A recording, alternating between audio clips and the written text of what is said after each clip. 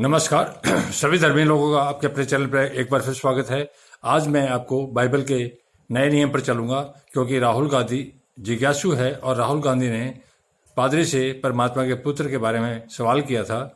इसी सवाल पर मैं जवाब दूंगा, क्योंकि संसार का ऐसा कोई संकट नहीं, संसार का ऐसा कोई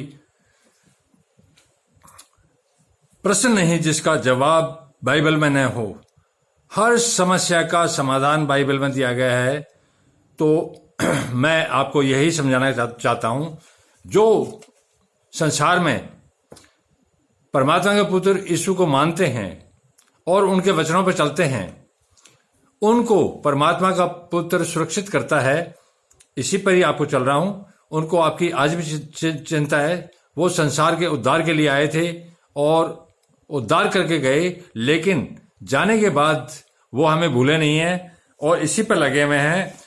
तो हमें हर संकट से उबारने का काम कर रहे हैं।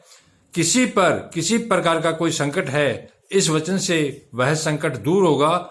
यह एक परमात्मा का जीवित वचन है। जो जीवित परमात्मा का जीवित वचन जो है वह मृत नहीं है, वह आपके जीवन में लागू होगा। आने वाला संकट देखो, राहुल,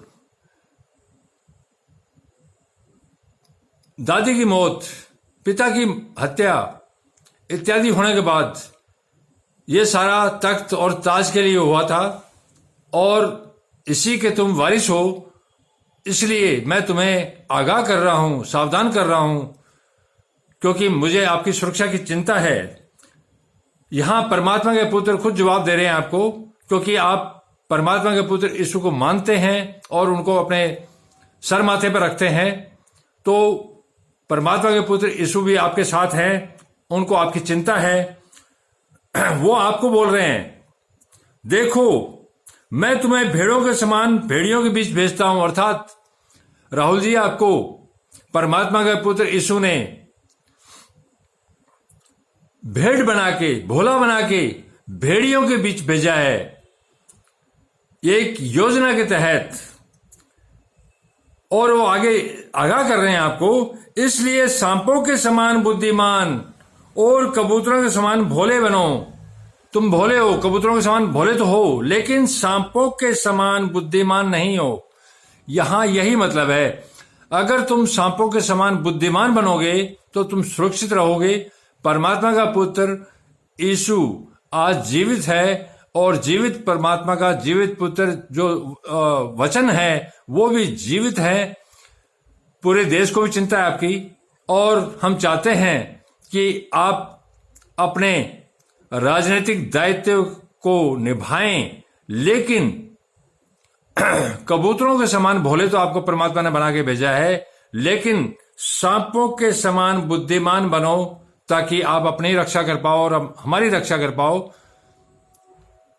यही मेरी प्रार्थना है। इस वचन का पालन करें आप, और मैं आपको लगातार इसी चैनल के माध्यम से हिदायत के बाद हिदायत, ये मेरी अपनी नहीं है, ये परमात्मा के पुत्र यीशु की जीवित वचन है। जो जीवित परमात्मा है वह अपने पुत्र के माध्यम से काम करवाता है। पुत्र चाहता है कि तुम आगे बढ़ो, और मुझे बता रखा है कि मैं आपको इन वचनों के बारे में बताऊं। धन्यवाद, शुभ रात्रि। लेकिन इसका मतलब ये नहीं है कि ये वचन सिर्फ राहुल गांधी के लिए है। जो परमात्मा के पुत्र यीशु को मानता है, स्वीकार करता है अपने अंतर्मन से, हृदय से, उस पर भी लागू होते हैं।